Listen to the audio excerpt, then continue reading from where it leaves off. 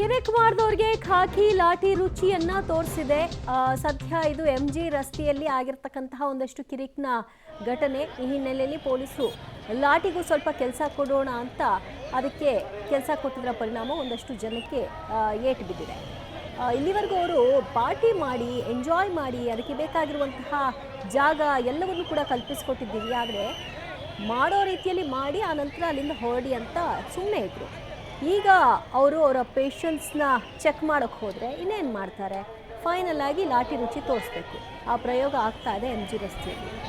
ಕೆಲವರು ಹೋಗಲ್ಲ, ಮುಂಡತನ ಅಲ್ಲೇ ನಿಂತು ಬಿಡ್ತಾರೆ, ನೋಡೋಣ ಇನ್ನೊಂದು ಸ್ವಲ್ಪ ಹೊತ್ತು ಅದೇನು ಮಾಡ್ತಾರೋ ನೋಡೋಣ ಅಂತ. ಕೆಲವು ಸರಿ ಕಿರಿಕ್ ಮಾಡಬೇಕು ಅಂತಲೇ ಕೆಲವು ಮನಸ್ಥಿತಿಗಳಿರುತ್ತೆ, ಕೆಲವು ವ್ಯಕ್ತಿತ್ವಗಳಿರುತ್ತೆ, ಅವುಗಳು ಏನೂ ಮಾಡಲ್ಲ, ಹೀಗೆ ಮಾಡೋದು. ಹಾಗಾಗಿ ಪೊಲೀಸರು ಅಂಥವ್ರು ಯಾರು ಅನ್ನೋದನ್ನ ಅವ್ರು ತುಂಬ ಇಷ್ಟು ಎಕ್ಸ್ಪೀರಿಯನ್ಸಲ್ಲಿ ಇಂಥವ್ರನ್ನೆಲ್ಲ ಎಷ್ಟು ನೋಡಿರ್ಬೇಡ, ಅವ್ರಿಗೆ ಗೊತ್ತಿರುತ್ತೆ. ಹಾಗಾಗಿ ಅಲ್ಲಲ್ಲಿ ಹೇಗೆ ಬಿಹೇವ್ ಮಾಡಬೇಕು ಅಂತ ಅವರು ಕೂಡ ತೋರಿಸ್ಕೊಡ್ತಾ ಇದ್ದಾರೆ.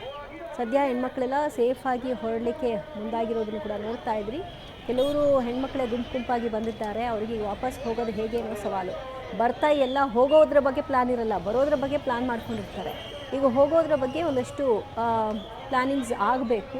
ಅದಕ್ಕೆ ಹೇಗೆ ವ್ಯವಸ್ಥೆ ಮಾಡ್ಕೊಳ್ತಾರೋ ಏನು ಕಥೆನೋ ಗೊತ್ತಿಲ್ಲ. ಇಷ್ಟು ದೊಡ್ಡ ಸಂಖ್ಯೆಯಲ್ಲಿ ವೆಹಿಕಲ್ಸ್ಗಳು, ಅದರಲ್ಲೂ ಈ ಟೈಮಲ್ಲಿ ಅಂದರೆ ಸ್ವಲ್ಪ ಡಿಮಾಂಡ್ ಜಾಸ್ತಿನೂ ಇರುತ್ತೆ. ನೈಟ್ ಡ್ರೈವು, ಅದರಲ್ಲೂ ಈ ಥರದ ಕುಡಿದು ತೂರಾಡ್ತಿರೋರನ್ನ ಕರ್ಕೊಂಡು ಹೋಗೋದು ಅಂದರೆ ಸ್ವಲ್ಪ ಸವಾಲೇ ಇರುತ್ತೆ.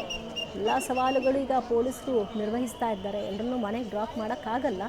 ಸ್ಟಿಲ್ ತೀರಾ ಮತ್ತಲ್ಲಿರ್ತಾರೆ. ಅವ್ರುಗಳಿಗೆ ಹೋಗ್ಲಿಕ್ಕೆ ಆಗ್ತಿಲ್ಲ ಅಂದಾಗ ಮತ್ತು ಸ್ವಲ್ಪ ಇಳಿಯೋವರೆಗೂ ಅಲ್ಲೊಂದು ರೆಸ್ಟ್ ಮಾಡೋದಕ್ಕೆ ಒಂದು ಸ್ಪೇಸ್ ಇದೆ.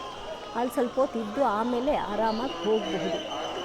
ಈಗ ಯಾರೂ ಅಂಥ ಕಂಟ್ರೋಲ್ ತಪ್ಪಿರೋ ರೀತಿಯಲ್ಲಿ ಕಾಣಿಸ್ತಾ ಇಲ್ಲ ಸದ್ಯಕ್ಕೆ. ಆಫ್ಟರ್ ಎಫೆಕ್ಟ್ ನಮಗೆ ಗೊತ್ತಾಗೋದೇ ನಾಳೆ ಬೆಳಗ್ಗೆ ಅಷ್ಟೊತ್ತಿಗೆ ಏನಾಗಿದೆ ಆ್ಯಕ್ಚುಲ್ ಆಗಿ. ಎಲ್ಲೆಲ್ಲಿ ಬಿದ್ದು ಒದ್ದಾಡಿದ್ರು, ಎಲ್ಲೆಲ್ಲಿ ಆಮ್ಲೆಟ್ ಹಾಕಿದ್ರು,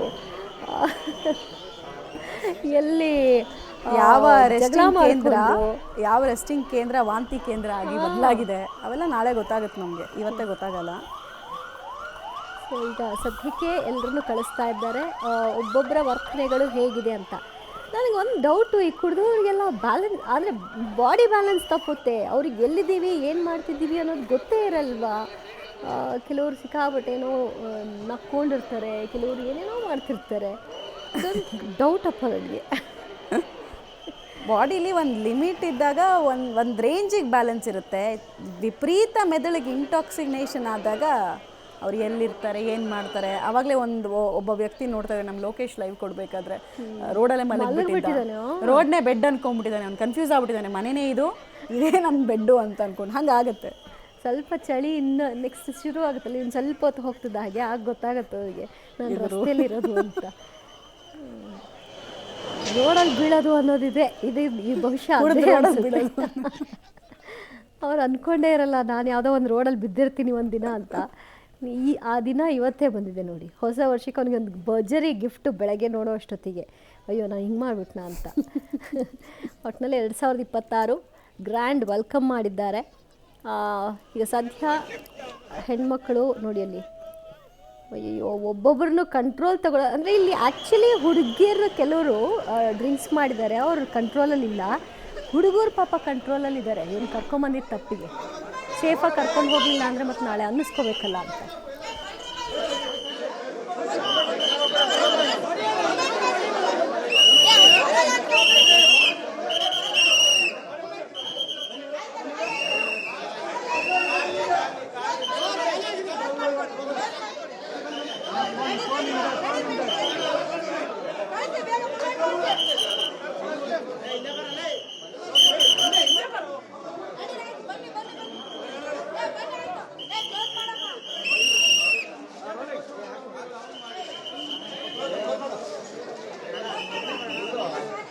ನೋಡಿ, ಪಬ್ಬು ರೆಸ್ಟೋರೆಂಟ್ಗಳನ್ನೆಲ್ಲ ಕ್ಲೋಸ್ ಮಾಡಿದ್ರು.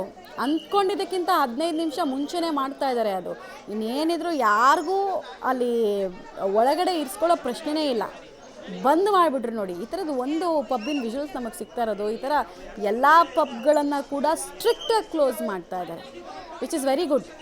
10-15 ನಿಮಿಷ ಮುಂಚೆನೇ ಸ್ಟಾರ್ಟ್ ಮಾಡಿದರೆ ಸೊ ಆಪ್ಷನ್ನೇ ಇಲ್ಲ ಹುಡುಗರಿಗೆ. ನಾನು ಇನ್ನೊಂದು 5 ನಿಮಿಷ ಇರ್ತೀನಿ, ತಡಿ ಮಜಾ ಮಾಡ್ತೀನಿ, ನೋಡ್ತೀನಿ, ಇನ್ನೊಂದು 10 ನಿಮಿಷ ಟೈಮ್ ಪಾಸ್ ಮಾಡಿಬಿಡ್ತೀನಿ ಅನ್ನೋದು ಆಪ್ಷನ್ನೇ ಇಲ್ಲ.